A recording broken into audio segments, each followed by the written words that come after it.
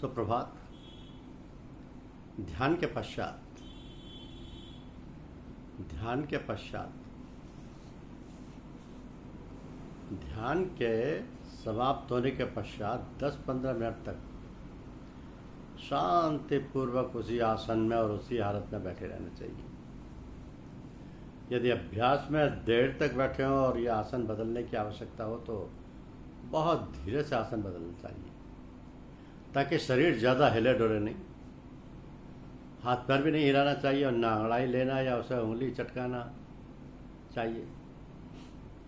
तात्पर्य यह है कि स्थिर अवस्था में चुपचाप अपने हालात देखते रहना चाहिए। इससे दो लाभ होते हैं।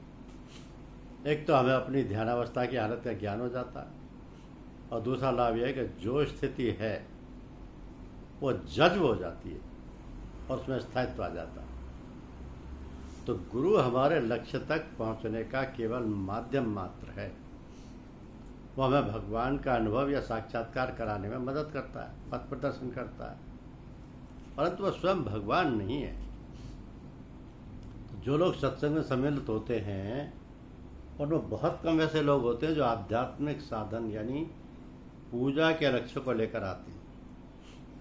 सच तो यह है कि अधिकतर लोग दुनियावी कामों की पूर्ति की आशा लेकर ही आते हैं।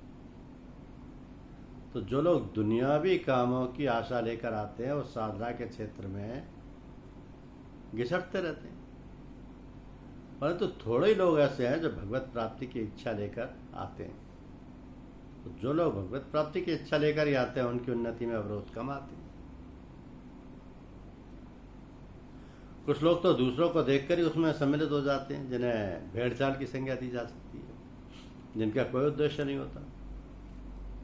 तो देखने में ऐसा लगता है कि सबका लक्ष्य अलग अलग है, परंतु सही अर्थों में हम सबका लक्ष्य एक ही है, और वो है ईश्वर की प्राप्ति करना। अब क्योंकि हमारी 5 ज्ञानेंद्रियां हैं, जिनमें से प्रत्येक का प्रयोग हम आनंद प्राप्त करने के लिए करते हैं, उन्हीं के द्वारा हम आनंद का अनुभव करते हैं। उदाहरणार्थ हम स्वादेंद्रियों को हिले, कोई मांस खाता है, कोई शराब पीता है, कोई मिठाई खाता है। क्यों? इसलिए कि ये उसे अच्छी लगती है। और तो हम इस नतीजे पर पहुंचते हैं कि उद्देश्य केवल अच्छा लगना है।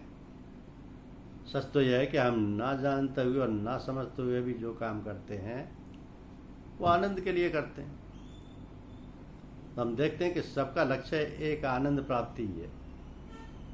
अब जरूरत इस बात की है कि हम सबकी समझ में ये बात बैठ जाए कि हमें जो आनंद प्राप्त करना है वो आनंद सिवाय परमात्मा के और कहीं प्राप्त नहीं हो सकता। इंद्रियों के सुखों में आनंद नहीं है, परमात्मा की प्राप्ति के अलावा और कहीं आनंद नहीं। धन्यवाद।